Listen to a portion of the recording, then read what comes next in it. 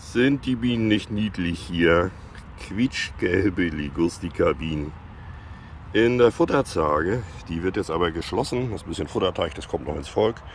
Denn wir wollen hier flüssig füttern. Genau, Futterzage wird geschlossen. Bienen müssen raus, das ist klar.